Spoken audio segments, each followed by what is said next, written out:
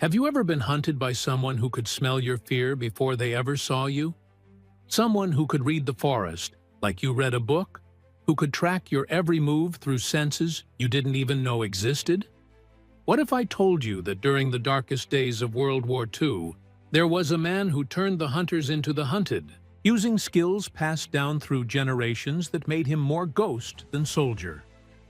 Before we dive into this incredible story, I need your help. First, drop a comment below telling me where you're watching from. Seriously, I want to know. And second, hit that subscribe button because this channel depends on you to keep bringing these hidden stories to light. These are the tales they don't teach in history books, the ones that deserve to be remembered. Now, let's get into it. The Ardennes Forest, Belgium, December 1944. The temperature had dropped to -15 degrees Celsius, and snow covered everything like a white shroud. The trees stood like skeletal sentries, their branches weighted down with ice that cracked and groaned in the wind. This was the setting for one of the most brutal campaigns of the European theater, a place where men froze to death in their foxholes, and the screams of the wounded were swallowed by the endless white void. In a forward observation post 3 miles behind enemy lines, a young American soldier sat motionless. His name was Thomas Begay, but the men in his unit called him Ghost. He was 23 years old, 5 feet 9 inches tall, with weathered copper skin and eyes that seemed to see through the fabric of reality itself. Thomas was Navajo, born and raised on the reservation in Arizona, where his grandfather had taught him the old ways, the skills that white men had tried to erase from his people for generations. The Army didn't know what to make of Thomas Begay when he enlisted in 1942. His test scores were average. His physical assessments were acceptable, but not exceptional. On paper, he was just another body to throw at the German war machine. But there was something about him that made the recruitment officer pause. Something in the way he moved, silent as smoke. Something in the way his eyes tracked movement that others couldn't see. Thomas had been assigned to the 2nd Infantry Division as a rifleman, but within 6 months of arriving in Europe, his commanding officer, Captain Harold Mitchell, recognized that this quiet Navajo soldier possessed abilities that bordered on supernatural. Mitchell had grown up in Montana, had hunted elk and bear in the Rockies, considered himself a decent tracker. But Thomas Begay operated on a different level entirely. It started with small things. During patrol exercises, Thomas would suddenly stop and motion for the squad to take cover. 30 seconds later, a German patrol would appear exactly where he'd predicted. He could identify enemy positions by the faint smell of their tobacco, different from American cigarettes. He could tell how many men had passed through an area by examining broken twigs and disturbed snow that looked untouched to everyone else. He knew when artillery was coming before anyone heard it, sensing the change in air pressure, or perhaps something more primal. The other soldiers whispered about him. Some were grateful for his uncanny abilities that kept them alive. Others were unsettled, crossing themselves when he passed, muttering about Indian magic and devil's tricks. Thomas said nothing. He understood that fear was often directed at what people couldn't comprehend. He'd seen it his entire life, the suspicion in white men's eyes when they encountered something that didn't fit their understanding of the world. But Captain Mitchell saw an opportunity. In November 1944, as the Allies pushed toward Germany, and casualties mounted with each frozen mile, Mitchell approached Thomas with a proposition. The division needed intelligence on German troop movements in the dense Ardennes forest. Traditional reconnaissance was getting men killed. Patrols were being ambushed. Radio intercepts were unreliable. They needed someone who could move through enemy territory like he belonged there, someone who could gather information and return without firing a shot. Thomas agreed, but on one condition. He wanted to be alone. No spotter, No radio operator, no backup. Just him, his Springfield rifle, and the forest. Mitchell hesitated, but the desperate situation left little room for debate. Thomas was given a week to prove his worth. If he could provide accurate intelligence on German positions without compromising his location, they'd let him continue. If he failed, he'd be reassigned to regular infantry duty. For the first 3 days, Thomas vanished into the White Wilderness. Mitchell received no communication, no sign that the Navajo soldier was even alive. Some officers suggested he'd deserted or been captured. But on the morning of the 4th day, a detailed map appeared in Mitchell's command tent. It showed German artillery placements, supply routes, patrol schedules, and defensive positions with such precision that intelligence officers initially believed it was a German document that had been captured. Thomas had drawn it from memory. Every detail was confirmed by aerial reconnaissance and prisoner interrogations over the following days. The accuracy was 100%. Mitchell immediately authorized Thomas to continue his solo reconnaissance missions, giving him complete autonomy to operate as he saw fit. The other soldiers began to understand that Ghost wasn't just a nickname, it was a statement of fact. By early December, Thomas had become a legend in the 2nd Infantry Division. German commanders began reporting ghost sightings, a phantom that appeared and disappeared, leaving no tracks, making no sound. Sentries would swear they felt eyes watching them from the darkness, only to find nothing when they investigated. Patrol routes would be discovered and targeted with uncanny accuracy. Supply convoys would be ambushed in locations the Germans had considered secure. But Thomas Begay's greatest moment, the incident that would cement his legend and terrify an entire Wehrmacht regiment, occurred on December 18, 1944, during the height of the Battle of the Bulge. The German offensive had caught Allied forces by surprise. Entire American units were being surrounded and destroyed. Communication lines were severed. The situation was chaotic and desperate. Captain Mitchell's company found itself isolated, cut off from the main force, surrounded by German troops on 3 sides. They'd taken heavy casualties during the retreat and were down to fewer than 80 men, many of them wounded. Their position was precarious. They'd fortified an abandoned Belgian farmhouse on a hillside, but they had limited ammunition, no heavy weapons, and winter was killing almost as many men as German bullets. Medical supplies were nearly exhausted. Morale was collapsing. Men whispered about surrender, about whether freezing to death might be preferable to waiting for the inevitable German assault. Mitchell called for Thomas. The Navajo soldier had been absent for 2 days, conducting reconnaissance somewhere in the white hell that surrounded them.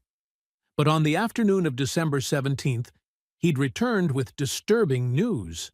A full German patrol, approximately 25 to 30 soldiers, was moving toward their position.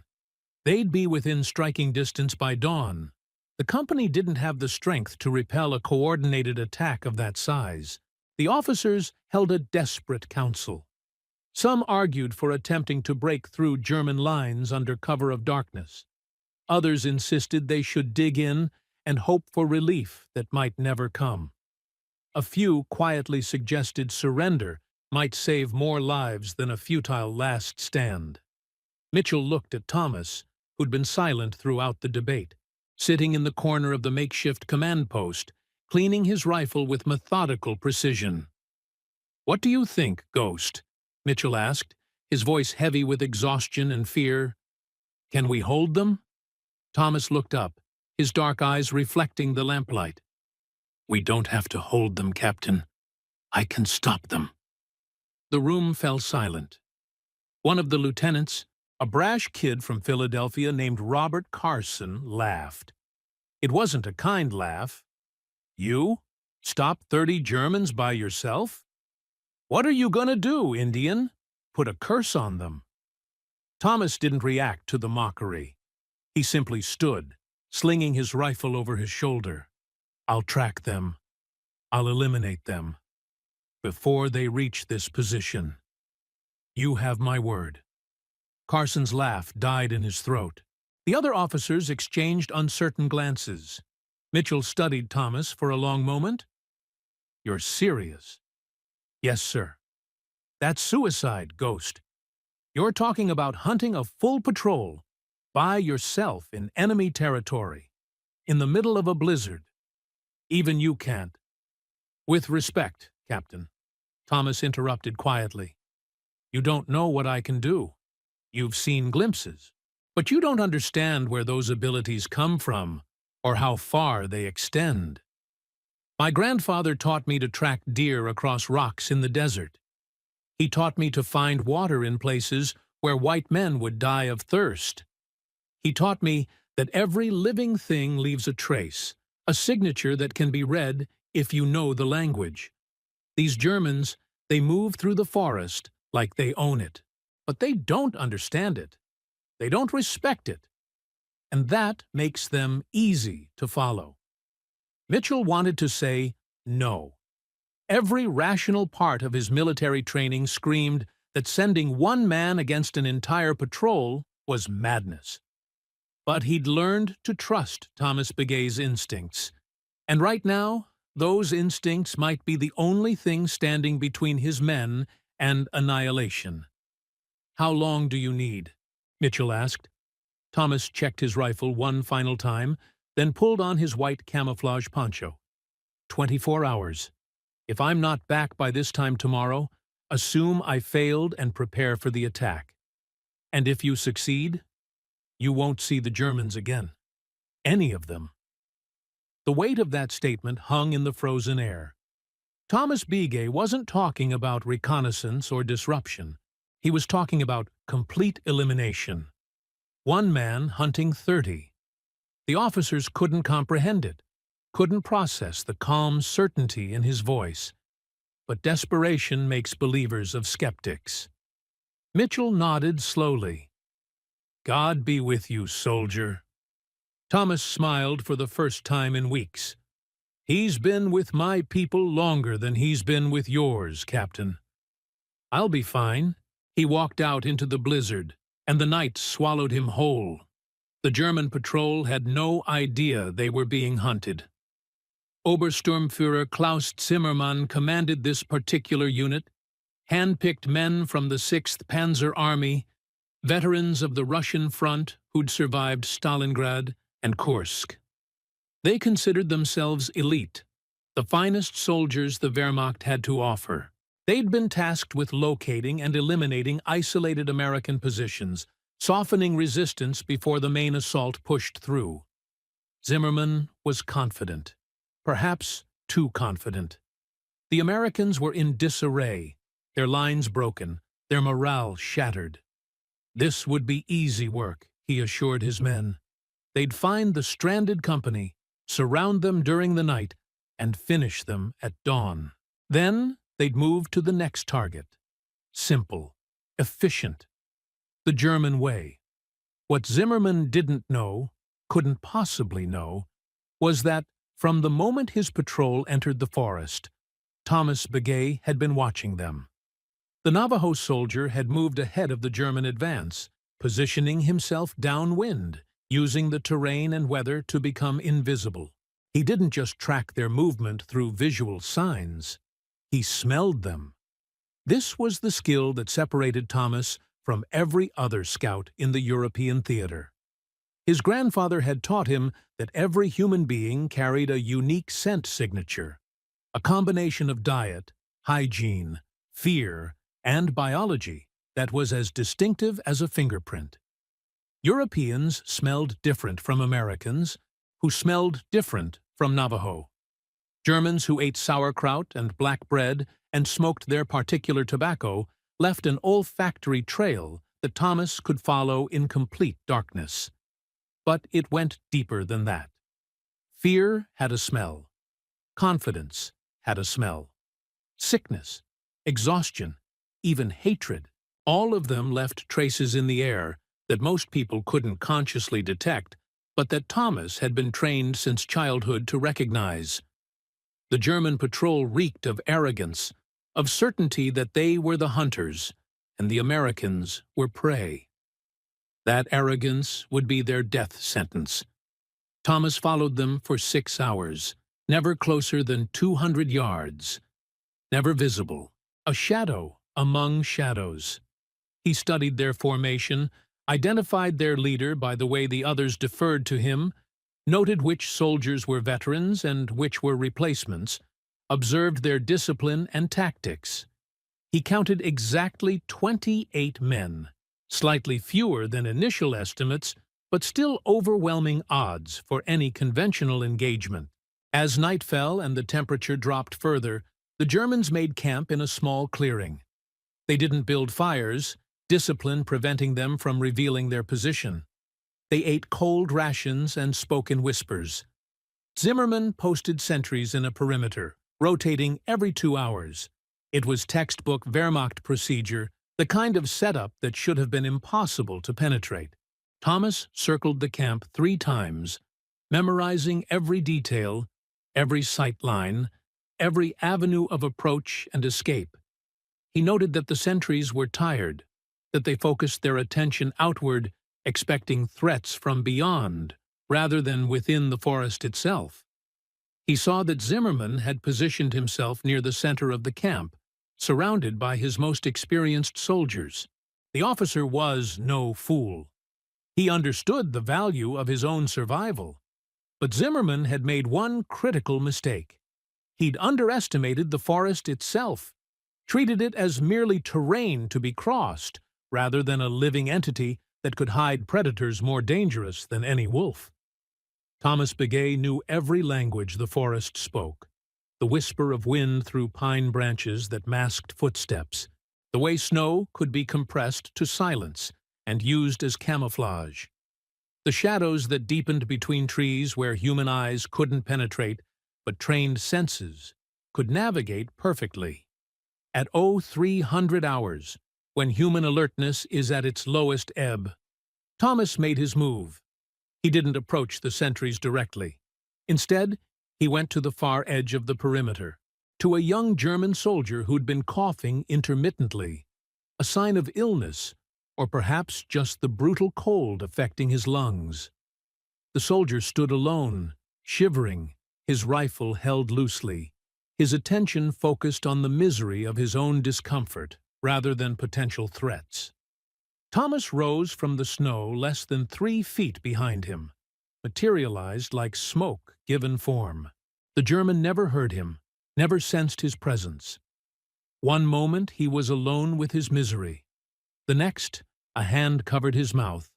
A blade found the perfect angle between ribs and heart, and he was lowered gently to the ground, his death so quiet that even the soldier 20 yards away heard nothing. Thomas dragged the body into deeper shadow, then took the dead man's position, standing exactly where the sentry had stood, mimicking his posture and silhouette. In the darkness and falling snow, from a distance, he was indistinguishable from the German soldier he'd just killed. This was perhaps the most dangerous moment, when discovery was most likely. But Thomas had learned patience from hunting desert prey that could run at the first sign of threat. He could remain absolutely still for hours if necessary, barely breathing, his heartbeat slowed to a barely perceptible rhythm. 20 minutes later, another sentry walked past on his patrol route. He glanced at Thomas, saw what he expected to see, a fellow soldier standing watch, and moved on without suspicion. Thomas waited another 10 minutes, ensuring the rhythm of the camp remained undisturbed. Then he moved to his next target. The killing continued with mechanical precision. One by one, the sentries disappeared. Not all at once, which would have triggered alarm, but slowly, methodically, timed to coincide with natural patrol rotations and shift changes. Each death was silent. Each body was hidden. Each time, Thomas took the dead man's position briefly before moving to the next target. By 0430 hours, all 8 perimeter sentries were dead, and no one in the camp had noticed. The Germans slept in their bedrolls, exhausted from days of continuous combat and brutal winter conditions, trusting that their sentries would keep them safe. That trust was a luxury they could no longer afford. Thomas began the next phase. Instead of attacking the sleeping men directly, which would have created chaos and allowed some to escape or mount a defense, he employed a tactic his grandfather had taught him for hunting dangerous game. Create confusion. Separate the herd. Take them individually when they're isolated and vulnerable. He moved through the camp like a ghost. Literally the ghost his nickname referenced, touching equipment, moving supplies, creating subtle disturbances that would seem like nothing individually, but together would breed paranoia. A rifle moved 3 inches to the left. A pack's contents rearranged. Boot prints in the snow that led nowhere. Small things. Psychological things. When Zimmerman woke at 0500 hours, he immediately sensed something was wrong. Years of combat had given him an instinct for danger, a sixth sense that whispered warnings when his conscious mind couldn't identify the threat. He sat up, scanning the camp, counting his men. They were all there, all accounted for, sleeping or keeping watch as assigned. But the feeling persisted, grew stronger. "Where's Wagner?" Zimmerman called out, referring to one of his sentries. A pause. Then a voice from the darkness. "Here, sir." All quiet. But it wasn't Wagner's voice. It was close, a good imitation, but not quite right. Zimmerman's hand moved to his pistol. "Show yourself," he ordered. Thomas Begay stepped into the pale pre-dawn light, his Springfield rifle aimed directly at Zimmerman's chest.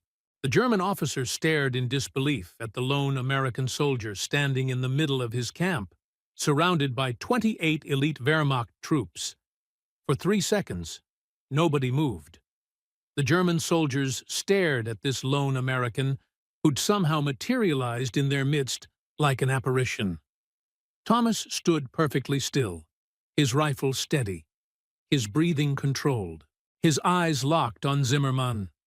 The officer was the key. Kill the leader, and the rest would panic. But Thomas didn't fire. Not yet.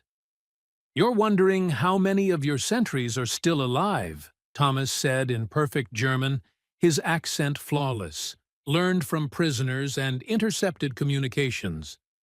"The answer is none. You're wondering how one man infiltrated your camp. The answer is that I've been here for the past 90 minutes, walking among you while you slept. You're wondering if you can kill me before I kill you? The answer is no." Zimmerman's hand was still on his pistol. Around the camp, German soldiers were beginning to wake, to realize the impossible situation unfolding. Weapons were being reached for, slowly, carefully, everyone understanding that the next few seconds would determine who lived and who died. "Your move, Obersturmführer," Thomas said quietly. "You can try to kill me. Some of you might succeed. But I promise you, Zimmerman dies first. Or you can listen to what I have to say." The German officer's jaw clenched. His pride screamed at him to attack, to restore order through violence as he'd been trained. But his survival instinct, honed through years of brutal warfare, told him that this American soldier wasn't bluffing. There was something in his eyes, something ancient and implacable, that suggested he'd already calculated every possible outcome, and found them all acceptable. "Speak," Zimmerman said finally, his voice tight with suppressed rage. Thomas didn't lower his rifle. "Behind you, 200 yards northeast, there's a ridge. Your intelligence told you it was unoccupied. It's not. There are 47 American soldiers dug in there, with 2 heavy machine guns and a mortar team. They're starving, freezing, and desperate. If you attack them at dawn as planned, you'll take that position eventually. You have superior numbers and better equipment, but you'll lose at least half your men doing it. Maybe more. The Americans have nothing left to lose. They'll fight like cornered animals. So what? One of the German soldiers spat. We complete our mission. That's what soldiers do. Thomas's gaze shifted to the speaker for just a moment. You're Corporal Heinrich Richter. You have a wife named Greta and a daughter named Emma. You carry their photograph in your left breast pocket, and you touch it every night before you sleep. I watched you do it 3 hours ago. The color drained from Richter's face. The camp fell silent again. The implications of Thomas's words settled over them like the falling snow. He knew them. He'd been watching them. They'd been completely vulnerable, and they hadn't even known. Here's what's going to happen, Thomas continued, his voice calm, almost conversational. I'm going to walk out of this camp. None of you are going to stop me. You're going to break camp immediately and move west, away from the American position. You're going to report to your commanders that the area is too heavily fortified to take without armor support. You're going to recommend bypassing this sector entirely. And if we refuse? Zimmerman asked, though his tone had lost its earlier confidence. Then I disappear back into the forest, and I hunt each of you individually. You won't see me coming. You won't hear me. You'll just start disappearing, one by one, until there's no one left to report anything to anyone. I've already proven I can do it. Your sentries are dead, and not one of you woke up. Do you really want to test whether I can do it again? This is madness, another German soldier whispered. One man can't? Can't what? Thomas interrupted, his voice hardening. Can't track 30 men by scent alone? Can't move through snow without leaving prints? Can't kill 8 sentries without making a sound? I just did all of those things. What makes you think I can't do more? Zimmerman's mind raced through possibilities. This had to be a trick, a diversion for a larger attack. But his instincts told him otherwise. The American's confidence wasn't bravado. It was certainty born from capability. And the officer's primary responsibility was to his men's survival, not his own ego. How do we know you'll keep your word? Zimmerman asked. How do we know you won't hunt us anyway? Because I don't want to kill you, Thomas replied simply. None of you. You're soldiers following orders, same as me. You have families waiting for you back home, same as my brothers in that camp. This war, it's going to end someday. The politicians and generals will shake hands and sign papers and declare peace. But the dead stay dead. The mothers who lose sons, the wives who lose husbands, the children who lose fathers, they don't get peace treaties. They get empty chairs at dinner tables and photographs that fade with time.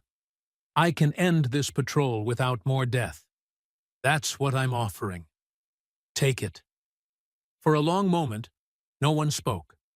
The wind howled through the trees, and somewhere in the distance, artillery rumbled like distant thunder. Thomas could see the calculations happening behind Zimmerman's eyes, the officer weighing pride against pragmatism, duty against wisdom. Finally, Zimmerman nodded slowly. We'll withdraw. You have my word, as an officer. Thomas studied him for another moment, then lowered his rifle slightly. Not completely, but enough to signal trust. Your word as an officer means something, Obersturmführer. I can see that. But understand this. If you break it, if you circle back, or send word for others to attack that position, I'll know. And I'll find you. Not just you. Every man in this patrol. I'll find your homes after the war. I'll find your families. I'll make sure they know what kind of man broke his word and caused more death when there could have been life. This isn't a threat.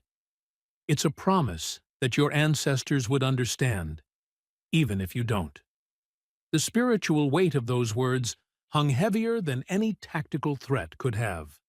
Thomas was invoking something older than military protocol, older than national allegiance. He was speaking the language of blood debt and sacred oath, the kind of vow that transcended battlefields and followed men into whatever came after.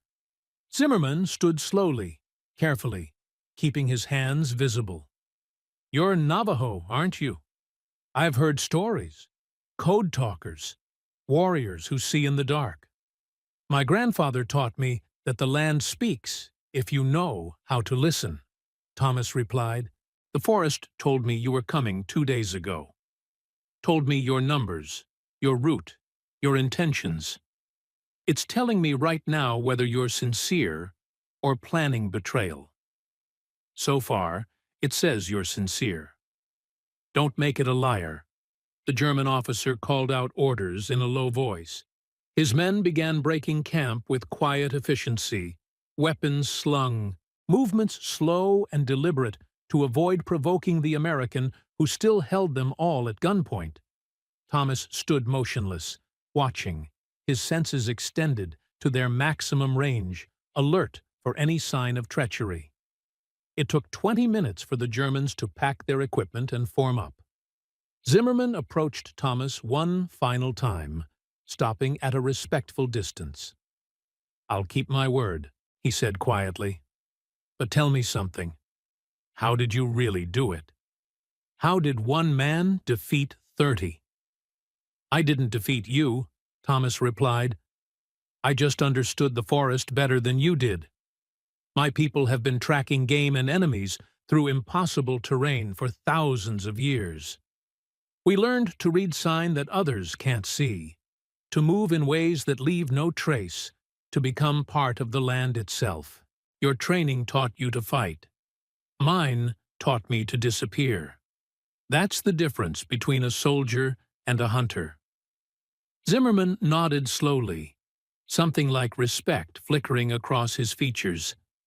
"If we meet again after the war, I'd like to hear more of these teachings." "If we meet again after the war," Thomas said, with the faintest hint of a smile, "I'll buy you a drink and tell you about my grandfather. He'd have liked you. Stubborn, but smart enough to recognize when death was offering you a second chance." The German patrol moved out, heading west as Thomas had instructed. He watched them disappear into the gray dawn, his rifle still ready, his senses still tracking them, prepared for betrayal that never came.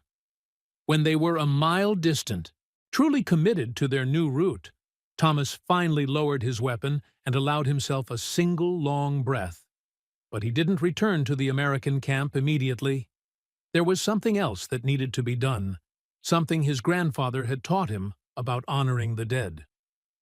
Thomas spent the next hour locating each of the 8 sentries he'd killed, saying a prayer over each body in Navajo, asking their spirits for forgiveness and safe passage to whatever afterlife they believed in. It wasn't about religion. It was about respect. They'd been soldiers doing their duty, and they deserved acknowledgement of their sacrifice, even from the man who'd taken their lives. When Thomas finally walked back into the American camp, the sun was fully risen, and Captain Mitchell was standing at the perimeter with binoculars, scanning the forest anxiously. The captain's face transformed from worry to shock to relief when he spotted the Navajo soldier approaching alone, covered in snow, moving like he'd simply been out for a morning stroll. "Ghost," Mitchell breathed. "What happened? Where are the Germans?" "Gone," Thomas replied simply. "They won't be coming back." "You killed them all?" Lieutenant Carson asked, his earlier mockery replaced by something closer to fear. "No," Thomas said quietly. "I convinced them to leave. Nobody else had to die today." The officers stared at him in disbelief. "You convinced 30 German soldiers to just walk away?" Carson demanded. How the hell did you manage that? Thomas met his gaze steadily. I showed them that death was patient and could find them anywhere, anytime, if they chose the wrong path. Then I gave them a choice to live. Most men, when offered that choice honestly, choose life. Even Germans. Mitchell studied Thomas for a long moment, seeing something in the young Navajo soldier that hadn't been there before, or perhaps something that had always been there, but only now revealed itself fully. You're not just a scout, are you? What exactly are you, Private Begay? I'm a hunter, sir, Thomas replied. And sometimes the best hunt is the one that ends without blood. The story of what happened in the Ardennes forest that frozen December morning spread through the 2nd Infantry Division like wildfire, though the details became increasingly fantastical with each retelling. Some said Thomas Begay had killed all 30 Germans single-handedly. Others claimed he'd used ancient Navajo magic to make himself invisible. A few swore he could turn into a wolf and track men by their heartbeats. The truth was simultaneously simpler and more profound than any of the myths. But the incident caught the attention of higher command. Within a week, Thomas was summoned to division headquarters, where a colonel from Army intelligence wanted to know everything about his methods, his training, his capabilities. The interview lasted 4 hours, and by the end, the colonel was pale and shaking his head in disbelief. The official report, declassified decades later in 1998, contained a single paragraph about the engagement. It read, Private Thomas Begay, 2nd Infantry Division, successfully conducted reconnaissance and psychological operations that resulted in the withdrawal of hostile forces without friendly casualties. Recommend commendation for exceptional initiative and tactical innovation. What the report didn't mention was the handwritten note attached to the file, written by the colonel himself.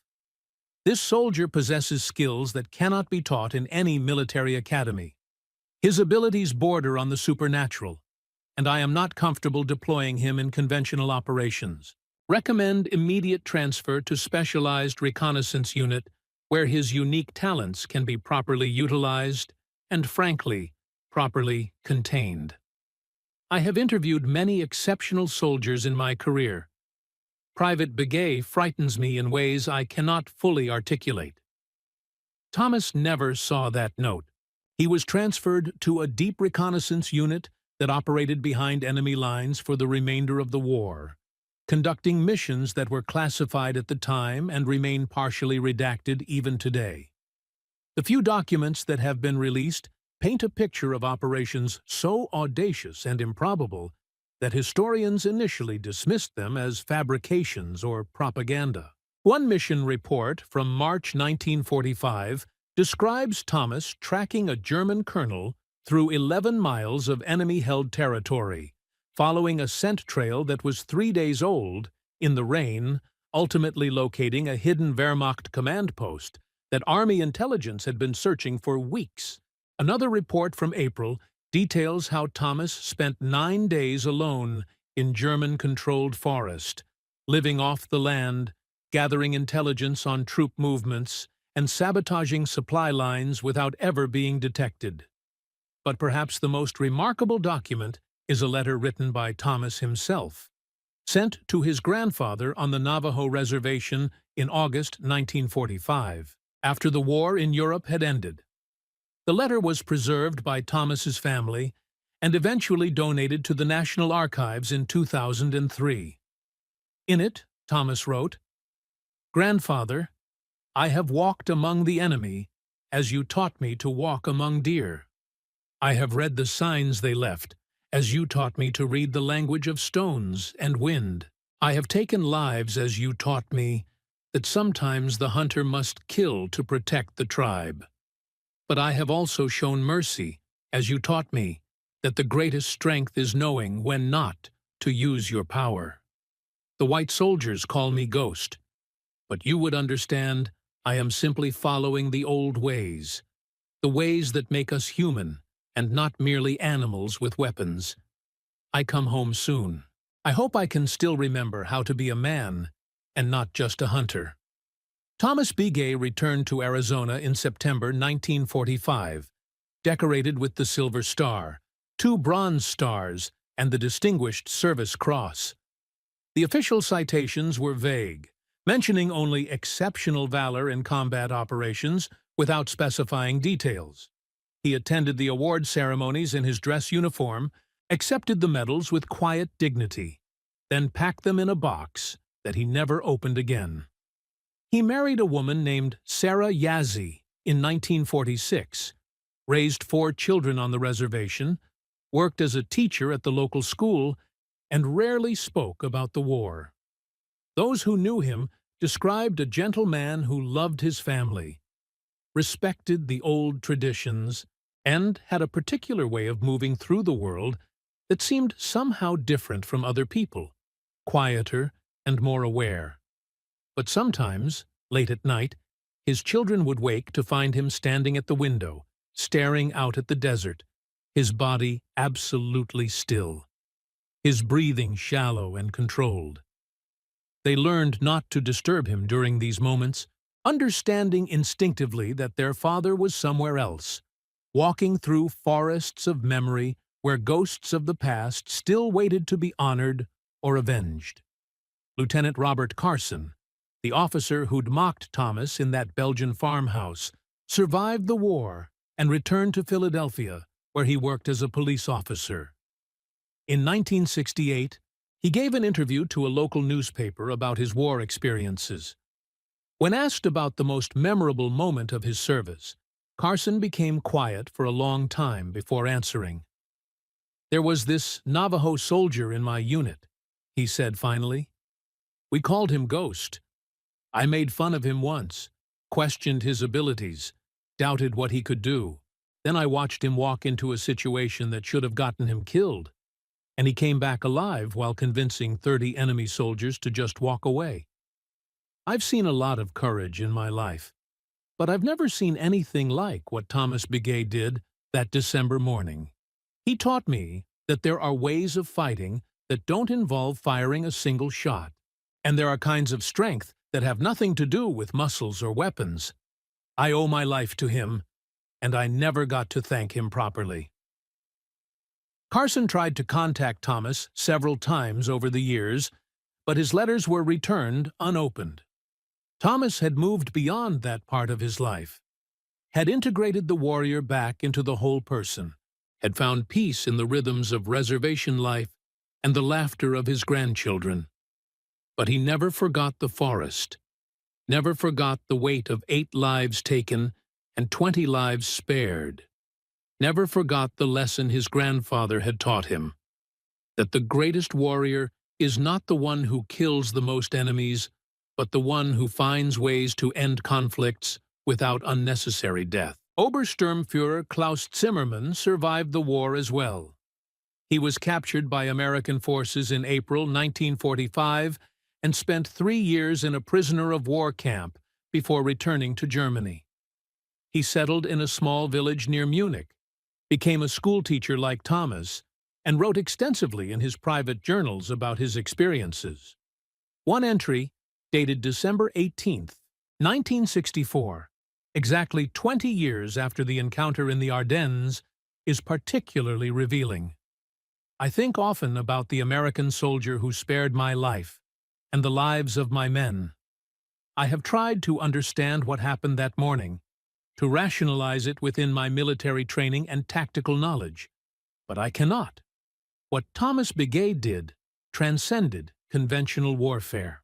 He demonstrated that true power lies not in the ability to kill, but in the choice not to.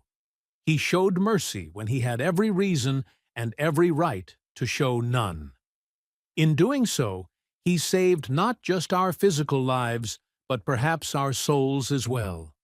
20 men who would have died in Belgium went home to their families because one man understood that every life has value, even enemy lives. I pray for him sometimes, though I don't know if he's alive or dead. I pray that he found peace after the war, that the violence he was capable of didn't consume him, that he was able to return to whoever he was before the war made him into something else. Thomas Begay died in 1993 at the age of 71. His funeral on the Navajo reservation was attended by over 300 people, including several veterans who'd served with him, a handful of military historians who'd been researching his exploits, and, remarkably, two elderly German men who'd traveled from Europe specifically to pay their respects. They'd been part of Zimmerman's patrol that December morning in 1944, and they'd spent decades trying to locate the American soldier who'd shown them mercy when mercy was in short supply. At the funeral, one of these Germans, a man named Ernst Weber, who'd been a 19-year-old private during the war, gave a brief eulogy that left many in attendance in tears. He spoke in halting English, his voice thick with emotion. I did not know Thomas Begay as a friend, or even as a comrade. I knew him only as the man who could have killed me, but chose not to. That single choice changed my life. I went home to Germany. I married. I had children and grandchildren. All of this exists because one man understood that enemy does not mean less than human. I am here today to say thank you, even though he cannot hear me. I am here to tell his family that their father, their grandfather, was not just a great warrior. He was a great man. The world has lost something precious. The official military records of Thomas Begay's service remain partially classified to this day. Historians have attempted for decades to gain full access to his operational files, but key sections are still redacted, deemed too sensitive for public release even 8 decades after the events. What could possibly be so sensitive? What did Thomas Begay do during those long months of operating behind enemy lines that the government still doesn't want revealed? Some researchers speculate that Thomas was involved in operations that would be considered war crimes by modern standards, that his hunt for German soldiers went beyond the Geneva Conventions. Others suggest his methods were so effective and so unusual that the military doesn't want them documented in detail, fearing they might be replicated by adversaries. A few conspiracy theorists claim that Thomas was part of experimental programs testing enhanced human abilities, though no evidence supports this theory. The truth is probably simpler and more profound. Thomas Begay represented something that makes conventional military thinking uncomfortable. He operated outside the normal structures of command and control. He made decisions based on instinct and training that couldn't be codified in manuals. He showed mercy when doctrine demanded ruthlessness, and he used violence with precision when others would have used overwhelming force. He was effective precisely because he was unpredictable, and unpredictability is anathema to bureaucratic military systems that depend on predictable outcomes. But there's another element to the story that rarely gets discussed, something darker that lurked beneath the legend. Thomas Begay had become something during the war, something that he spent the rest of his life trying to undo. His daughter, Mary Begay Wilson, gave an interview in 2007 for a documentary about Native American war veterans. In it, she spoke about her father's struggle with what we now call post-traumatic stress disorder. "Dad had nightmares until the day he died," she said quietly. "He'd wake up screaming in Navajo, talking about snow and blood, and men who smelled of death. He told me once, when I was older, that the hardest part wasn't the killing. It was the way he'd learned to disconnect from his own humanity to do what needed to be done. He said the war had turned him into a perfect hunter, but humans aren't meant to be perfect hunters. We're meant to be people who live in communities and care for families and honor the sacred." He spent 48 years trying to remember how to be human again, after the war taught him to be a weapon. This is the part of Thomas Biget's story that doesn't make it into the simplified legends, the uncomfortable truth that heroism comes with a cost. The skills that made him legendary, that saved his brothers in arms and showed mercy to enemies, also left psychological scars that never fully healed. The warrior who could track men by scent and move through forests like a ghost paid for those abilities with a piece of his own peace, a price that many combat veterans understand intimately but rarely discuss openly. In the box with his military medals, Thomas kept a small leather pouch that his grandfather had given him before he left for war. Inside were items significant to Navajo spiritual practice: corn pollen, a turquoise stone, and a piece of paper with a prayer written in Navajo. After Thomas died, his son opened the pouch and found something else, something that hadn't been there originally. 8 small stones, smooth and worn, each one marked with a single scratch. The family understood immediately what they represented. 8 German sentries, 8 lives taken, 8 deaths that Thomas Biget had carried with him for 48 years, never forgetting, never allowing himself to minimize or justify, always remembering that each stone represented a human being who never made it home. This is the weight of war that monuments and medals cannot capture. This is the price that warriors pay when they do what's necessary, even when it's done perfectly, even when it saves others. Thomas Biget was a hero by any measure, but he was also a man who understood that heroism doesn't erase guilt, that necessary violence still leaves stains on the soul, that surviving doesn't mean unscathed. Today, few people remember the name Thomas Biget. His story isn't taught in schools or featured prominently in museums. He's a footnote in a few military histories, a legend in some veteran circles, a name on a memorial wall on the Navajo reservation. But for those who know his story, truly know it in all its complexity and contradiction, he represents something essential about warfare and humanity. He showed that mercy and violence can coexist in the same person, that cultural knowledge has tactical value, that the old ways, the traditional skills that colonizers tried to erase, can be instruments of survival and honor, that even in the midst of industrial slaughter and mechanized death, one man operating with conscience and skill can change outcomes and save lives. But he also showed that this comes at a cost, that warriors carry their wars internally long after the external conflicts end, that peace for the world doesn't automatically mean peace for the soul. The question that haunts historians and veterans alike is this: are there more like Thomas Biget operating in shadows we don't see, using methods we don't understand, carrying burdens we can't imagine? When conflicts erupt in mountains or forests or deserts around the world, are there silent hunters moving through the terrain, reading signs invisible to others, making decisions that alter outcomes without headlines or recognition? And if so, what price are they paying for their service? What stones are they carrying in their own spiritual pouches?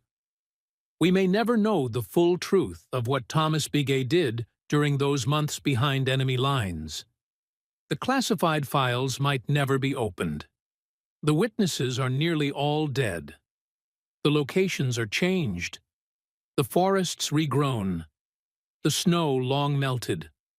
But the legend persists, whispered among military circles, taught informally among indigenous communities, passed down as a reminder that there are ways of being a warrior that don't fit in official training manuals.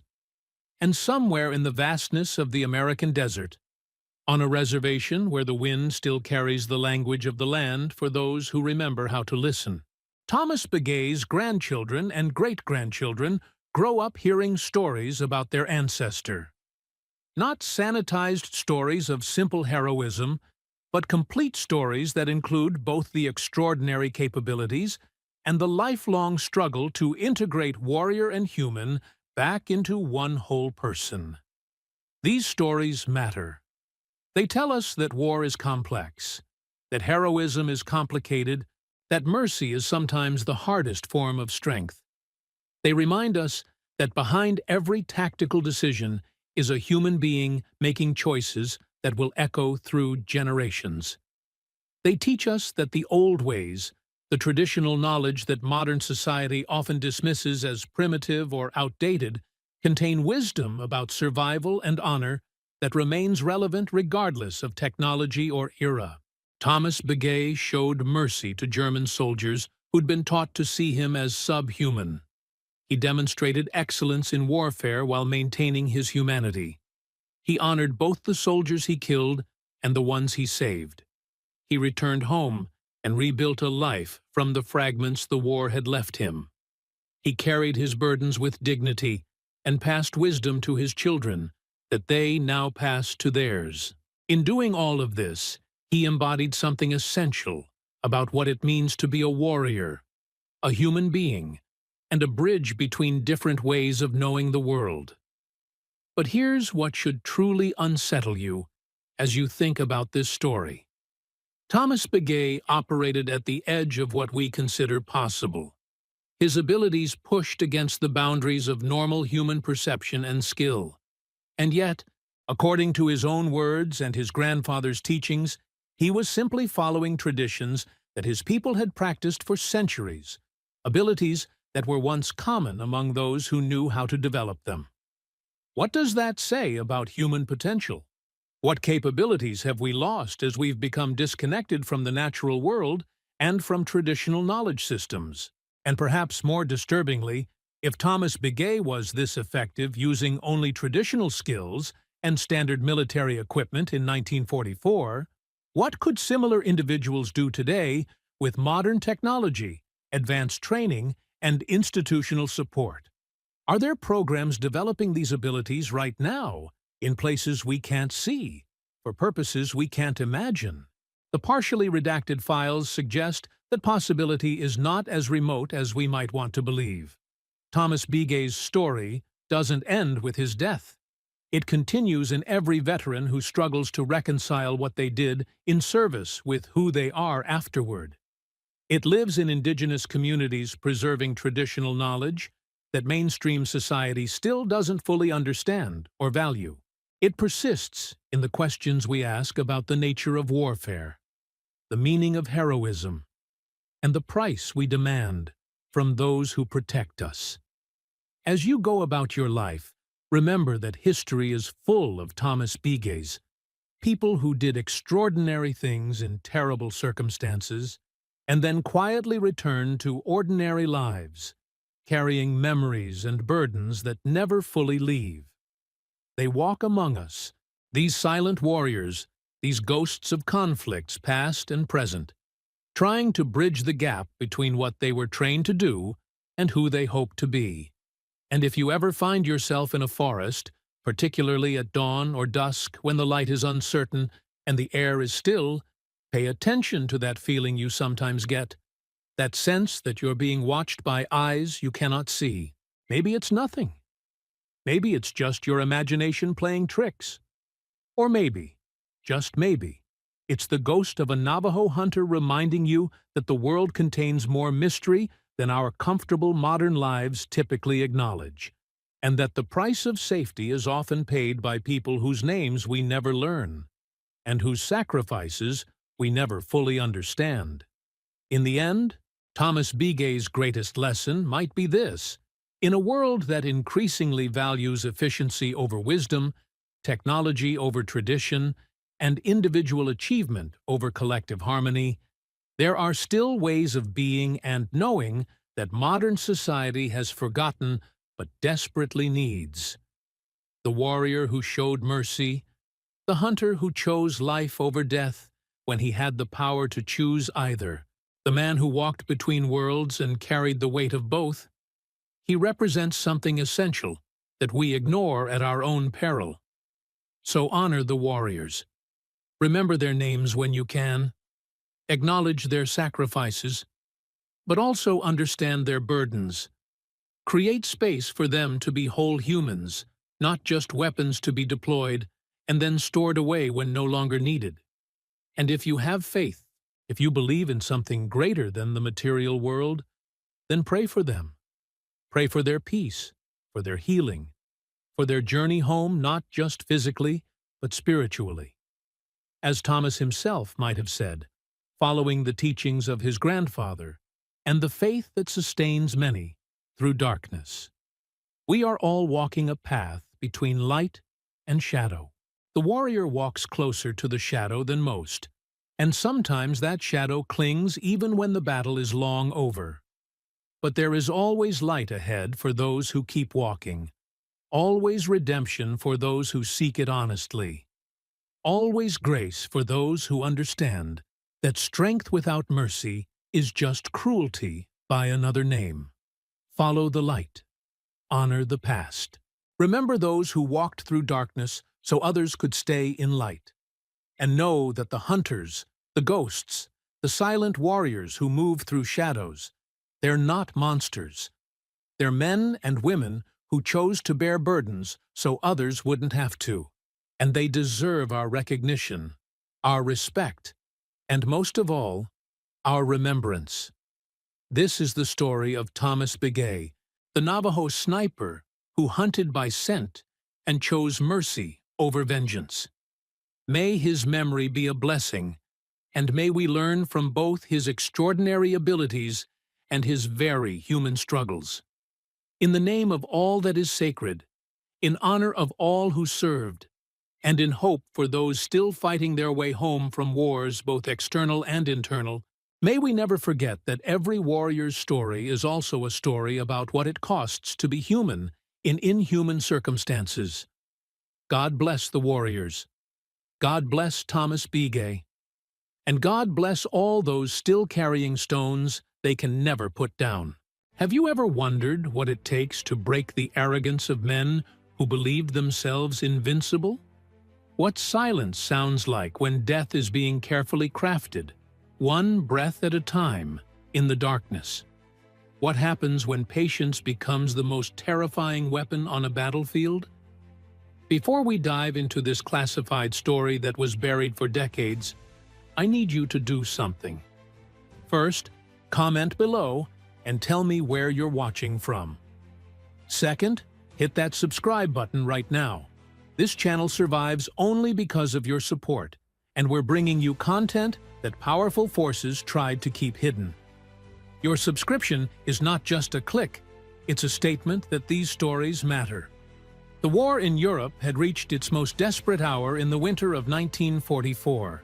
The Battle of the Bulge had left American forces scattered across the frozen forests of Belgium, fighting an enemy that seemed to materialize from the snow itself. Among the chaos of artillery fire and panicked retreats, military intelligence had identified a problem that was bleeding the Allied advance white. A single German sniper, operating from an abandoned monastery overlooking the Meuse River Valley, had killed 47 American soldiers in just 11 days. The monastery itself stood like a broken tooth against the gray December sky.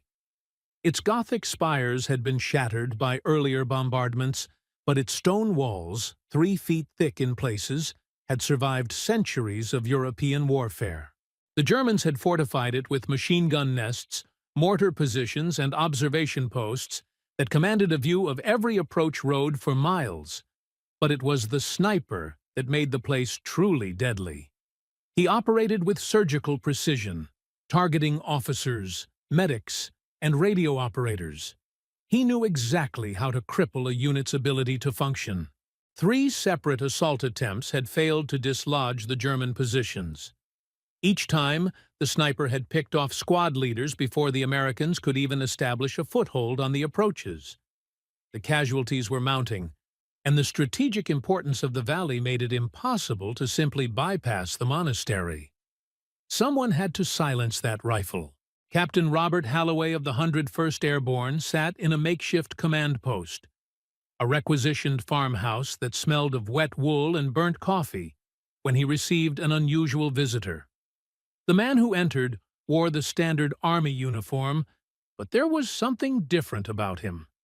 His movements were economical, deliberate. His eyes scanned the room once, cataloging every detail, before settling on Holloway with an intensity that made the captain straighten in his chair. Staff Sergeant William Sinagini had arrived from another unit, transferred on orders that Holloway didn't fully understand. The paperwork was vague, stamped with classifications that suggested this soldier's presence was someone else's idea. Someone higher up the chain of command who dealt with problems that regular tactics couldn't solve. "You're Apache," Holloway said. It wasn't a question. "White Mountain Apache, sir. From Arizona. And they sent you here to do what, exactly?" Sinagini's expression didn't change. "To remove obstacles, sir."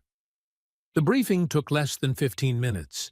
Holloway spread reconnaissance photographs across the table, black and white images that showed the monastery's defensive positions, the killing zones that surrounded it, the various points where American soldiers had died. With a grease pencil, he circled the bell tower, partially collapsed, but still standing. "Best guess is he's operating from somewhere in this section. High ground, multiple firing positions, easy withdrawal routes into the interior if things get hot. We've tried counter-sniping. We've tried artillery. We've tried night assaults. He's still there, and we've lost count of how many he's killed." Sinagini studied the photographs with the attention of a man reading sacred text. His finger traced lines across the terrain, calculating distances, angles, wind patterns. When he finally looked up, there was something in his eyes that Holloway would later describe in his after-action report as the absolute certainty of a man who has already seen how this ends. "I'll need a rifle," Sinagini said, "and I'll need you to keep everyone away from the eastern approach for 24 hours. 24 hours. Sergeant, we need this resolved now. Every hour that Sniper has a rifle is another hour our people die. 24 hours, sir. Not 1 minute less." There was something in the way he said it that made Holloway agree. Later, he would wonder if it was intuition or desperation. Perhaps it was the quiet confidence of a man who spoke about patience as if it were ammunition. The rifle they gave Sinagini was a Springfield 03A4, the standard-issue sniper rifle of the American military. It was a good weapon, accurate to 800 yards in the right hands. But Sinagini requested something else. He wanted the unertl scope removed and replaced with iron sights. The request baffled the armorer. "Sergeant, that scope is the best we have. Why would you handicap yourself?" "Glass reflects light," Sinagini replied, "and I won't need it." He spent the rest of that afternoon preparing. While other soldiers cleaned weapons or wrote letters home, Sinagini sat alone in a corner of the farmhouse, working on his rifle with the focus of a surgeon. He adjusted the trigger pull, tested the bolt action hundreds of times until the movement became silent and fluid. He wrapped the barrel in strips of cloth torn from a winter camouflage sheet, creating a pattern that would break up the rifle's outline. He even dulled the metal parts with ash from the fireplace, removing any surface that might catch the weak winter sunlight. But it was what he did with the ammunition that truly set him apart. He had requisitioned 20 rounds of match-grade ammunition, the kind reserved for competition shooting, not combat. One by one, he examined each cartridge under the light of an oil lamp, checking for the slightest imperfection in the brass casing, the smallest inconsistency in the bullet seating. 19 rounds he set aside. 1 round, a single bullet that met whatever standard existed in his mind, he placed carefully into his breast pocket. "One shot?" Lieutenant Morrison had asked, watching this ritual with growing unease. "You're going out there with 1 shot?" "I only need 1.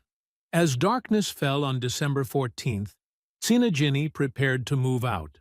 He wore no helmet, no standard army gear that would rattle or reflect. Instead, he had assembled what looked like a ghost's wardrobe. White sheets fashioned into a poncho, wool gloves with the fingertips cut away, soft-soled moccasins that his grandfather had sent from the reservation, inappropriate for a European winter, but perfect for silent movement.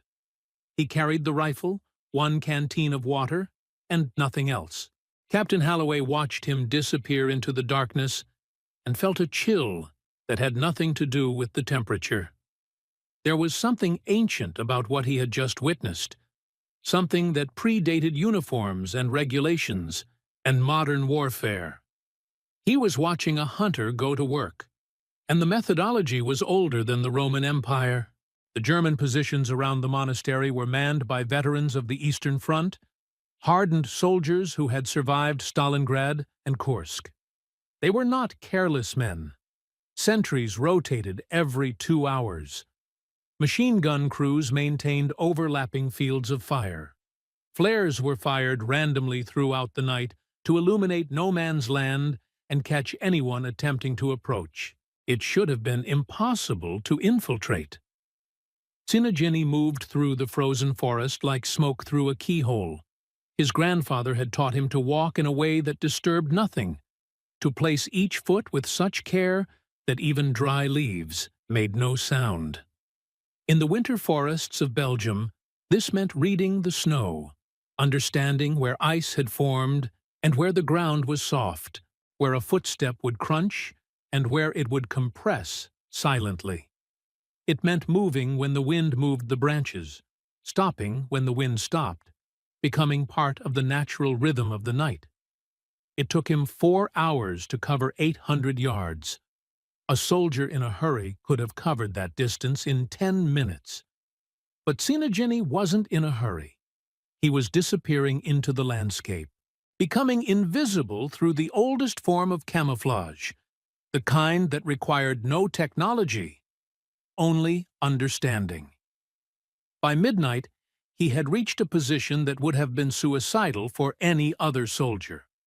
He was 200 yards from the monastery's eastern wall, lying in a shallow depression that had once been a drainage ditch. Above him, the ruined bell tower rose against the stars. Somewhere in that tower, the German sniper was sleeping or watching or cleaning his rifle. Somewhere up there was the man who had killed 47 Americans. The temperature dropped to 15 degrees below freezing. Sinajini's breath created clouds of vapor that could give away his position, so he breathed through the cloth of his poncho, slowly, controlling each exhalation. His body heat melted the snow beneath him, creating a cold puddle that soaked through his clothing. Within an hour, he was shivering. Within 2 hours, the shivering had become violent, uncontrollable.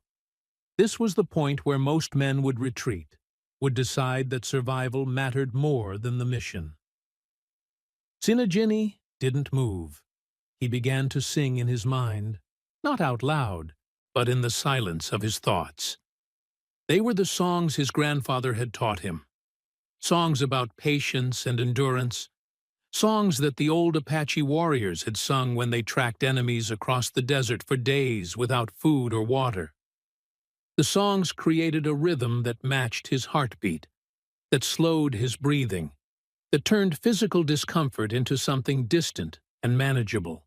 At 0200 hours, a flare burst overhead.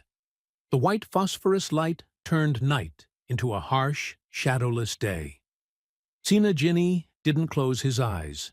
That would create a target, 2 dark spots in a white landscape. Instead, he let the light wash over him, trusting that his camouflage and absolute stillness would render him invisible. The flare burned for 37 seconds, then sputtered out. The Germans were scanning the approaches with binoculars, looking for exactly what he was doing. They saw nothing. At 0330, the German sniper revealed himself. A window on the bell tower's 3rd level, partially obscured by damaged stonework, showed a brief flicker of movement. just a shadow passing across a darker background. But it was enough. Sinajini marked the position in his mind with the precision of a surveyor. Third window from the left, 17 feet above the base of the tower, protected by an overhang that would make a direct shot nearly impossible. Nearly. At 0400 hours, something extraordinary happened in the German command post inside the monastery. Lieutenant Klaus Reinhardt, the officer in charge of the defensive position, was reviewing the night's security reports when one of his sentries reported spotting something unusual. Through binoculars, the sentry had observed what he described as an irregularity in the snow pattern approximately 200 yards east of their position. "Should we fire illumination, sir?" the sentry asked. Reinhardt moved to the observation post and looked through the binoculars himself. What he saw was indeed unusual. A slight depression in the snow, a pattern that didn't quite match the natural contours of the terrain. But it could have been anything. A shell crater, an animal's den, the paranoid imagination of a tired soldier. "It's nothing," Reinhardt decided. "Probably a fox or a dead American from yesterday's assault. Don't waste the illumination." This decision, made in a moment of fatigue and dismissiveness, would haunt Reinhardt for the rest of his life. Because lying in that depression, invisible and patient, was the man who was currently calculating the most impossible shot of the entire war. As dawn approached, Sinajini faced his greatest challenge. The first light of morning would eliminate his cover of darkness, but it would also create the conditions he needed for the shot. He had been lying motionless for 6 hours. His body temperature had dropped to dangerous levels. His muscles had stiffened from the cold. Any other soldier would have been combat ineffective, unable to even hold a rifle steady. But Sinajini had prepared for this. For the last hour, he had been conducting what his grandfather called the warming. It was a technique of controlled muscle tension and relaxation, flexing and releasing muscle groups in a sequence that generated internal heat without external movement. His fingers, the most important part of this equation, he had kept inside his jacket against his chest, preserving their dexterity. At 0547, as the first gray light began to define the horizon, Sinajini slowly, with movements measured in millimeters per minute, brought his rifle into position. The Springfield's barrel settled into the snow in front of him. His cheek found the stock. His right hand emerged from his jacket and settled on the grip. His finger, still warm, curved around the trigger. And then he waited. The German sniper, whose name was Hauptmann Otto Steiner, had killed 83 men in his career. He was 29 years old, a veteran of Poland, France, and Russia. He considered himself an artist of death, a craftsman who took pride in his work. Each morning, he positioned himself in the bell tower at exactly 0600 hours, scanning the American positions for targets of opportunity. This morning would be no different, he thought. This morning would be another day of easy kills against an enemy who seemed incapable of learning.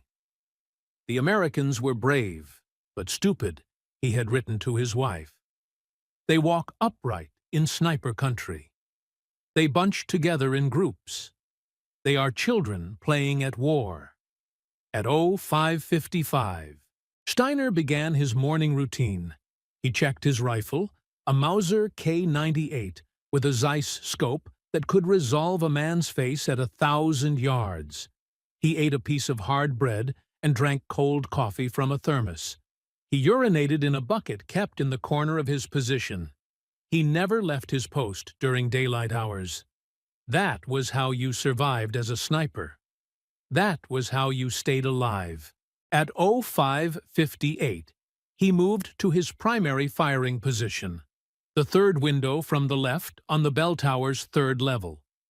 The window offered a commanding view of the valley below. of the American positions, of every approach route. From here, he had killed 47 men. From here, he was untouchable. At 05:59, he settled the rifle onto the stone windowsill and began his scan of the terrain below. His scope moved systematically across the landscape, sector by sector, looking for movement, for the telltale signs of American activity. At 0600 hours exactly, the sun broke the horizon. The golden light of dawn streamed across the valley, illuminating the frozen landscape, casting long shadows from every tree and structure. For a brief moment, perhaps 3 seconds, the angle of the sun created a phenomenon that occurred only at this exact time, on this exact day, from this exact position. The light struck the Zeiss scope lens and reflected back across the valley like a mirror flash. It was the briefest flicker, barely visible, gone almost before it registered. Most observers would never have seen it. Most snipers would never have been looking for it. Sinajini saw it, and he fired. The sound of the Springfield firing echoed across the valley like a single thunderclap in a silent cathedral. The bullet left the barrel at 2,800 feet per second, spinning at 280,000 rotations per minute. It traveled through air that was exactly 17 degrees Fahrenheit, through wind that was blowing at 4 miles per hour from the northwest, across a distance of exactly 673 yards. But this was not simply a matter of mathematics and ballistics. What Sinajini had calculated was something that no Western military manual had ever codified. He had waited for the precise moment when the sun's angle would force the German sniper to reflexively adjust his position, to shift his weight by millimeters, to create the smallest opening in his defensive posture. He had waited for the moment when the scope's reflection would confirm not just the sniper's location, but his exact orientation, the precise angle of his body, the exact position of his head behind the rifle. The bullet entered through the small gap between the stone windowsill and the Zeiss scope. This gap, no more than 3 inches wide and visible only from Sinajini's specific angle at this specific time of day, would have been impossible to exploit under any other circumstances. The bullet struck Hauptmann Otto Steiner in the left temple, traveling through his brain at an angle that modern forensic analysts would later describe as impossibly precise. He died instantly, his body collapsing backward into the bell tower's interior, his fingers still on the trigger of the Mauser that had killed 47 American soldiers. For several seconds, nothing happened. The sound of the shot faded into the morning air. The German positions remained alert but uncertain. Where had the shot come from? Who had fired? Was this the beginning of an assault? Sinajini did not move. This was perhaps the most dangerous moment of the entire operation. The impulse to withdraw, to escape, to celebrate the successful shot would be overwhelming for most soldiers. But movement now would mean death. The German positions were on high alert. Every eye was scanning the approaches. Every finger was on a trigger. So he remained absolutely still, lying in the depression that had been his home for 6 hours, covered in white cloth that was now soaked with melting snow, his body temperature dangerously low, his breathing so controlled that even the vapor clouds had ceased. He had become, in effect, a corpse, and the Germans, scanning the terrain with increasing desperation, saw nothing but an empty battlefield. Inside the monastery, chaos erupted. Lieutenant Reinhardt rushed to the bell tower, climbing the damaged stairs 3 at a time. What he found in the sniper's nest would become one of the most analyzed crime scenes of the war. Steiner's body lay on the floor, his rifle still in position on the windowsill. There was surprisingly little blood. The bullet had been so precise that it had created minimal trauma to the surrounding tissue, but the wound itself told a story that Reinhardt, a veteran of 3 years of warfare, could barely comprehend. "This is impossible," he whispered, examining the angle of entry. "This shot came from... It couldn't have come from there. There's no one there." His sergeant, a grizzled Berliner named Koch, checked Steiner's body for signs of life, finding none. "Sir, we need to withdraw from these positions. If the Americans have a sniper who can make this shot, we're all dead men." But Reinhardt was staring out the window, his binoculars scanning the eastern approaches. Something about this kill disturbed him at a level deeper than tactical concern. This wasn't just marksmanship. This was something else entirely. The patience required, the calculation, the willingness to lie in the snow for hours in sub-freezing temperatures to wait for a shot that might never present itself. This was not the American way of war. Americans used overwhelming firepower. Americans used technology and numbers. Americans did not use the ancient arts of stalking and patience. "There," Koch said suddenly, pointing. "That depression. The one I reported earlier. Look at it now in the daylight." Reinhardt turned his binoculars to the spot. In the gray morning light, he could see what appeared to be a human-shaped form in the snow. But it was so still, so perfectly camouflaged, that it could have been a trick of shadows. Could someone really be lying there? Could someone have survived 6 hours in those conditions? "Fire a burst into that position," Reinhardt ordered. The machine gun crew set up on the wall and opened fire. 50 rounds of 7.92 millimeter ammunition tore into the depression, churning the snow into a spray of white and frozen earth. The gunner swept the area thoroughly, ensuring that nothing living could survive the barrage. When the firing stopped, Reinhardt looked again through his binoculars. The depression was torn apart, the snow scattered, the ground exposed. But there was no body, no blood, no evidence that anyone had been there at all. Because Sinagini, in the 3 seconds between the order to fire and the first bullet's impact, had rolled 15 feet to his right, into a secondary position he had identified hours earlier. He had moved during the chaos of shouted orders and weapon preparations when all attention was focused on the act of firing rather than the target itself. It was a maneuver that required perfect timing and absolute faith in one's ability to read human behavior. A fraction of a second too early or too late, and the movement would have been spotted.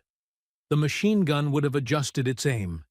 He would have died in the snow, his mission complete, but his life forfeit.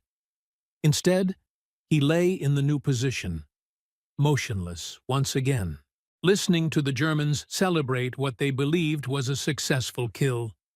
He would remain there for another 4 hours, waiting for the attention to shift, for the alertness to fade, for the moment when he could begin the slow, methodical process of withdrawal. At 10:32 that morning, Captain Holloway received a radio transmission from forward observers. The German sniper position appeared to be inactive. No shots had been fired despite multiple opportunities. Either the sniper had been rotated out, or something had happened to him. Holloway authorized a reconnaissance patrol to probe the monastery's defenses. The patrol advanced cautiously, expecting at any moment to hear the crack of the Mauser that had terrorized them for nearly 2 weeks. But the shot never came. They reached the outer walls without incident. By noon, American forces had secured the monastery and discovered Steiner's body in the bell tower. The Army sent a forensic specialist, Captain Theodore Morrison of the Criminal Investigation Division, to examine the scene. Morrison had investigated hundreds of combat deaths, but this one disturbed him in ways he struggled to articulate in his official report. The shot, he determined, had been taken from an impossible distance under impossible conditions. The angle of entry suggested the shooter had been lying prone in snow, with no elevation advantage, at a range that exceeded the effective capability of American sniper rifles. The timing required to catch the German sniper at the exact moment of scope reflection suggested either extraordinary luck or a level of fieldcraft that Morrison had never encountered. "Sir, with respect," Morrison told Holloway, "whoever made this shot shouldn't exist. The variables involved, the patience required, the physical endurance necessary to lie in sub-freezing temperatures for the time frame we're discussing, this is beyond the scope of standard military training." "And yet the shot was made," Holloway replied, "and we have a soldier who requested 24 hours to complete a mission that he completed in less than 12. Where is this soldier now? In the medical tent. Hypothermia, frostbite on 3 fingers, exposure injuries that should, by all rights, have killed him. The medics say he walked back to our lines at 1400 hours, refused evacuation, and asked if the mission objective had been confirmed."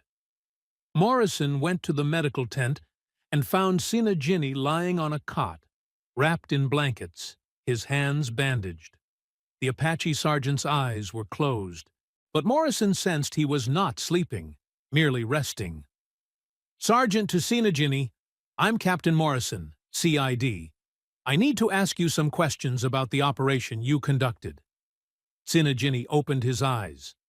"The target was eliminated. That's all that matters." "How did you make that shot? The range, the angle, the conditions. Everything about it says it was impossible." "Nothing is impossible if you're willing to pay the price." "What price did you pay?" Sina Ginny looked at his bandaged hands. The frostbite would eventually cost him 2 fingertips. The exposure injuries would cause him chronic pain for the rest of his life. But more than that, he had paid a price that Morrison, for all his intelligence and education, could never fully understand. He had entered a state of consciousness that his grandfather had taught him about, a place where the body's demands became distant echoes, where time stretched and compressed, where the hunt became the only reality that mattered. "The price that was necessary," Sina Ginny replied. The story should have ended there. A successful mission, a threat eliminated, a soldier recovering from his injuries. But in the weeks that followed, something strange began to emerge. German prisoners, when questioned about the monastery position, told stories that Allied intelligence initially dismissed as propaganda or confusion.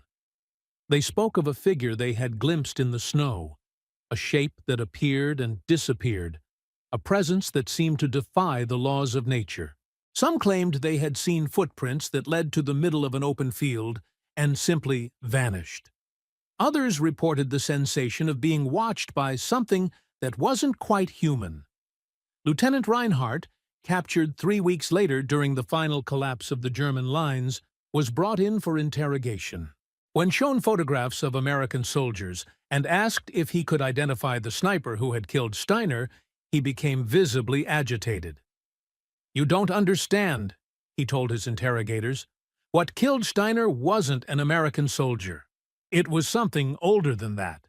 Something that knows how to become invisible, not through camouflage or technology, but through understanding the land itself. We called it Der Geist, the ghost, because that's what it was. A ghost from a time before guns and armies, before nations and flags. A ghost that reminded us that for all our modern weapons and tactics, we are still just men, and men can be hunted."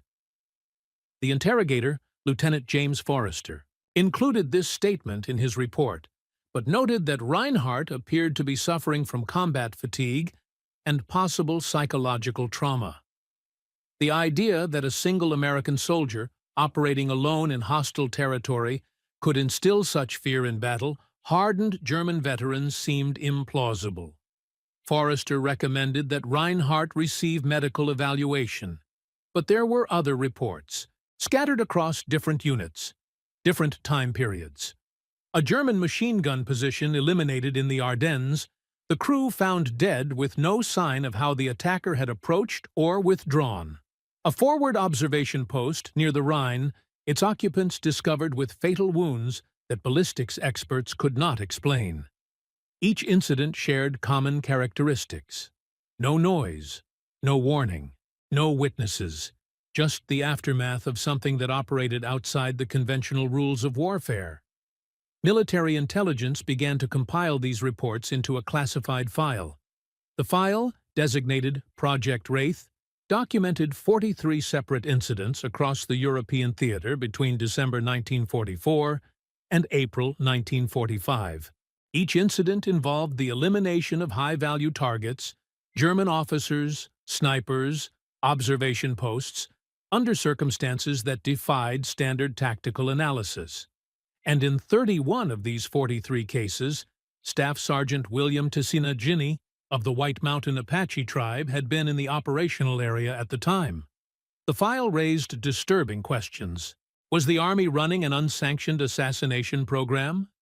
Were Native American soldiers being used for operations that fell outside the Geneva Conventions? Or was something else happening? Something that the conventional military mind struggled to categorize? Colonel Francis Dawson, assigned to investigate Project Wraith, interviewed Sina Ginny in March 1945. The interview took place in a secured room at Supreme Headquarters Allied Expeditionary Force. Dawson, a West Point graduate with 2 decades of military experience, approached the meeting with professional skepticism. He had read the reports. He had examined the evidence. But he was prepared to find mundane explanations for what others had mythologized. The man who entered the room destroyed those expectations within minutes. Sina Ginny moved with an economy of motion that Dawson had never observed in a soldier. There was no wasted energy, no unnecessary gesture. When he sat, he became absolutely still. Not the fidgeting stillness of a nervous subordinate, but the complete stillness of a predator waiting in ambush. His eyes, dark and unreadable, seemed to catalog every detail of the room in a single glance. "Sergeant, I'm going to be direct," Dawson began. "There are reports suggesting you've been involved in operations that weren't officially sanctioned. Operations that some might consider war crimes." "I've killed enemy soldiers," Sina Ginny replied. "That's what soldiers do in war. The manner in which you've killed them is what concerns us. The patience involved, the stalking techniques, the close-range kills that suggest you've been operating behind enemy lines without authorization. I was given objectives. I completed them. If the Army didn't want me to complete objectives in the way I know how, they shouldn't have sent me." Dawson leaned forward. "Who taught you to operate this way? What training program produced these skills?" For the first time, something that might have been amusement flickered across Sina Ginny's face. "My grandfather taught me. His grandfather taught him. This knowledge goes back further than your army, Colonel. Further than your country. We've been hunting in these ways since before the Spanish came, before the Mexicans came, before the Americans came. The techniques don't change. Only the weapons do. These techniques, as you call them, they're not part of any military manual. Your manuals are written by men who learned war in schools. My people learned war by surviving it for 10,000 years. We learned how to track an enemy across land that leaves no tracks, how to wait in positions that should kill you from exposure, how to move through spaces that should be impossible to move through, how to become part of the landscape, not just hidden in it, but part of it. Your manuals can't teach that because your manuals are written in words, and these things can't be taught with words." Dawson studied the man across from him and felt a profound unease. The Army had spent decades trying to erase Native American identity, forcing children into boarding schools, punishing them for speaking their languages, breaking their connection to their cultural heritage. And yet here sat a man who had weaponized that very heritage, who had taken ancient knowledge and applied it to modern warfare with devastating effectiveness. "What happens when this war ends?" Dawson asked. "What happens when men with your skills return to civilian life?" "The same thing that always happens. We go back to our reservations. We go back to being invisible. The difference is, this time, we've proven that invisible doesn't mean powerless." The interview ended without resolution. Dawson's report, classified top secret and buried in military archives for 70 years, concluded that Staff Sergeant Sinajini represented an anomaly in modern warfare, a convergence of indigenous fieldcraft and military training that produced results exceeding any known tactical doctrine. The report recommended that Sinajini be quietly transferred to the Pacific Theater, where his skills could be utilized against Japanese forces without drawing further attention from European command. But the transfer never happened. On April 14, 1945, 3 weeks before Germany's surrender, Sinajini disappeared. His unit reported him absent without leave from a rest camp in France. Military police searched for him for 6 days before declaring him a deserter. No trace of him was ever found in the official records. Except there were traces for those who knew where to look. A German SS officer found dead in his quarters in Bavaria, killed with a precision that forensic analysts described as surgical. A Gestapo headquarters in Austria, 3 high-ranking officials eliminated in a single night. The building's security apparently bypassed without triggering any alarms. A concentration camp in Czechoslovakia, its commandant discovered with wounds that suggested the killer had been waiting in his office for hours, perhaps days, for the perfect moment to strike. These incidents, never officially connected to Sinajini, shared the hallmarks of his methodology: the patience, the precision, the sense that the killer had operated outside the normal constraints of time and human endurance. But with Germany collapsing and the war in its final days, no one had the resources or the inclination to investigate murders of Nazi officers. The official army record shows that Staff Sergeant William Sinajini was declared killed in action on May 7, 1945, the day Germany surrendered. No body was ever recovered.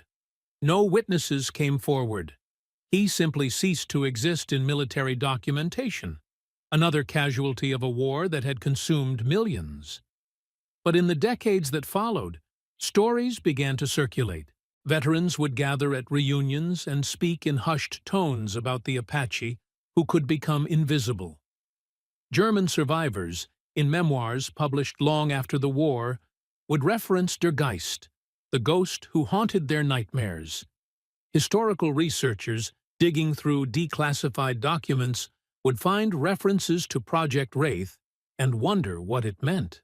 And on the White Mountain Apache Reservation in Arizona, elders would tell a different story. They spoke of a warrior who had returned from the white man's war, who had walked back into the mountains with his rifle and disappeared into the sacred places where the old ways were still remembered. Some claimed to have seen him in the high country, an old man who moved through the forest like smoke, who still practiced the hunting techniques that his grandfather had taught him. Others said he had died shortly after returning home, his body weakened by the frostbite and exposure injuries he had suffered in Belgium. But no one could produce a death certificate. No one could point to a grave. In 1987, a researcher from the Defense Intelligence Agency attempted to investigate the Project Wraith files for a classified study on unconventional warfare tactics. She discovered that significant portions of the documentation had been removed from the archives. When she pressed for access to the missing files, she was told they had been destroyed in a fire in 1953. But other documents from that same archives section had survived the fire. Only the Project Wraith materials were gone, as if someone had deliberately erased them from the historical record. The researcher, whose name remains classified, included a note in her final report that read, "The systematic removal of these files suggests that Project Wraith involved activities that the military establishment preferred to forget. But the question remains, what happened to the soldiers who participated in these operations? Where did they go? What did they know that required such thorough erasure from official memory?" In 2003, a documentary filmmaker traveling through the White Mountain Reservation interviewed elders about Native American contributions to World War II. One elder, refusing to give his name on camera, spoke about a relative who had fought in Europe. The man described techniques his relative had used, ways of moving through enemy territory that sounded impossible to anyone trained in conventional warfare. When the filmmaker asked if this relative was still alive, the elder smiled and said, "That depends on what you mean by alive. His body may have died, but what he knew, what he could do, that doesn't die. That gets passed down. That waits." The interview was included in the documentary but edited for length. The full transcript, stored in the filmmaker's personal archives, contained additional material that was never broadcast. The elder had spoken about something he called the long hunt, a concept that didn't translate well into English. It referred to hunts that lasted not hours or days, but years, decades, lifetimes. Hunts where the hunter became so focused on the prey that the boundary between hunter and hunted dissolved, where patience became a form of immortality. "Your people think hunting is about the kill," the elder said. "But hunting is about the pursuit. The kill is just the end of one moment. The pursuit is eternal." My relative understood this. He went to war, and he never came back.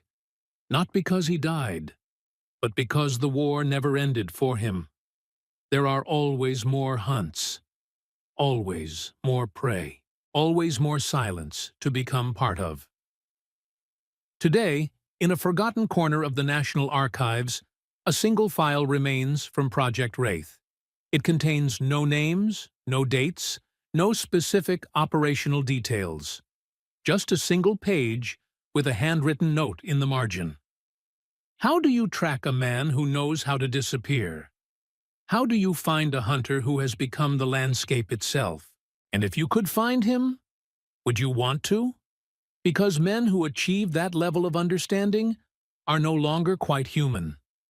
They've become something else, something older, something that watches from the darkness and waits with a patience that we cannot comprehend. The monastery in Belgium, the site where Tsinagini made his impossible shot, still stands today. It has been partially restored, converted into a museum dedicated to the Battle of the Bulge. Tourists walk through the bell tower and look out the same window where Hauptmann Steiner once positioned his rifle. They take photographs of the valley below, of the beautiful Belgian countryside, of the forests where desperate men once fought and died. But sometimes, according to the museum's caretaker, visitors report seeing something unusual. A figure in the tree line, standing absolutely still, barely visible against the landscape. They point it out to others, but by the time binoculars are raised or cameras focused, the figure has vanished. Was it a person? A deer? A trick of light and shadow? No one can say for certain. But the caretaker, an older man who has worked at the museum for 30 years, has his own theory. "This place remembers," he says. "Battlefields remember. And some spirits, they don't move on. They stay, watching, waiting, guarding the places where they proved what they were capable of. I don't know if it's a ghost or a memory or just the wind playing tricks, but I know I've seen it too. And whatever it is, it's patient. It's always watching. And it never, never leaves." The truth about William Tsinagini, about what he did in the war and what happened to him after, remains classified, buried, or lost. But his legacy endures in the stories, in the whispers, in the knowledge that somewhere, perhaps, the ancient ways of hunting and patience and becoming invisible are still practiced, still passed down, still waiting to be called upon when the world needs them again. In a time of instant gratification and constant connectivity, when nothing remains hidden and everything is documented, the idea that someone could truly disappear seems impossible. But perhaps that's the lesson of the Apache sniper. That impossibility is just a failure of imagination. That the old ways, the patient ways, the ways that require sacrifice and discipline and a willingness to suffer, are not extinct. They are simply invisible, waiting in the silence for those who have the wisdom to look and the patience to see. And if you ever find yourself in a place where the land feels like it's watching you, where the silence seems alive with presence, where you sense that you are not alone, even though you see nothing, remember this story. Remember that there are hunters who know how to become part of the landscape itself. Hunters who can wait longer than you can imagine. Hunters who learned their craft from grandfathers, who learned it from their grandfathers, in an unbroken line stretching back to times before history was written. In this world of darkness and uncertainty, where evil seems to thrive and justice feels distant, we must remember that there is a greater power watching over us. The patience of those who walked before us reflects the eternal patience of God Himself, who sees all, knows all, and waits for the perfect moment to act. Just as that Apache warrior trusted in ancient wisdom passed through generations, we must trust in the eternal wisdom of our Creator. Turn to God. Seek Jesus Christ, who offers salvation not through patience alone, but through grace and mercy. In Him we find not just the warrior's discipline, but the Father's love. In Him, the hunt for meaning ends and peace begins. Let this story remind you that while human skill is impressive, divine power is absolute. Seek Him today, for He is the ultimate guardian, the eternal watcher, the one whose patience leads not to vengeance, but to redemption.